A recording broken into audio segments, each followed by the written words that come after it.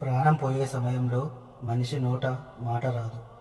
ఆ సమయంలో ఇద్దరు యమదూతలు భయంకరమైన రూపాలతో వస్తారు. ఆత్మ శరీరమును వీడిన తర్వాత బొటనవేలు పరిమాణంలో ఉన్న యాతన శరీరం ధరించి యమదూతలతో కలిసి బయలుదేరుతుంది. ఆత్మ తన కర్మల ఫలితాన్ని అనుభవించడానికి యమపురికి వెళ్ళే మార్గం 86,000 యోజనాల దూరం ఉంటుంది.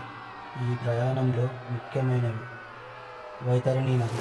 ఇది రక్తం, చీము మరియు ఎముకలతో నిండి భయంకరంగా ఉంటుంది. జీవించి ఉన్నప్పుడు గోదానం చేసిన వారు ఈ నదిని సులభంగా దాటగలరు. యమదూతల హింస. పాపాత్ములను యమదూతలు పాశాలతో బంధించి కొడుతూ తీసుకెళ్తారు. పుణ్యాత్ములకు మాత్రం ఈ ప్రయాణం సుఖవంతంగా ఉంటుంది. యమధర్మరాజు సభలో చిత్రగుప్తుడు ఆ జీవి చేసిన పుణ్యపాపాల లెక్కలను చదువుతాడు. పుణ్యాత్ములు స్వర్గానికి లేదా ఉన్నత లోకాలకు పంపబడతారు.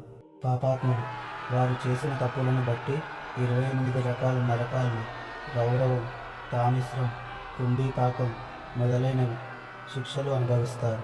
మరణించిన తర్వాత 10 రోజుల పాటు పెట్టే పిండం ఆత్మకు కొత్త శరీరాన్ని, యాతన శరీరం నిర్మించడానికి సహాయపడుతుంది. 11, 12 మరియు 13వ రోజుల్లో చేసే కార్యాల వల్ల ఆత్మకు తదుపరి ప్రయాణానికి శక్తి లభిస్తుంది.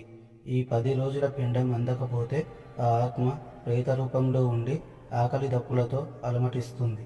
నరక శిక్షలు పూర్తయిన తర్వాత లేదా పుణ్యఫలం ముగిసిన తర్వాత ఆత్మ తిరిగి భూమిపైకి వస్తుంది. చేసిన కర్మలను బట్టి క్రిమి కీటకాలుగానో, జంతువులుగానో లేదా ఉత్తమ మానవ జన్మగానో మళ్ళీ పుడతారు.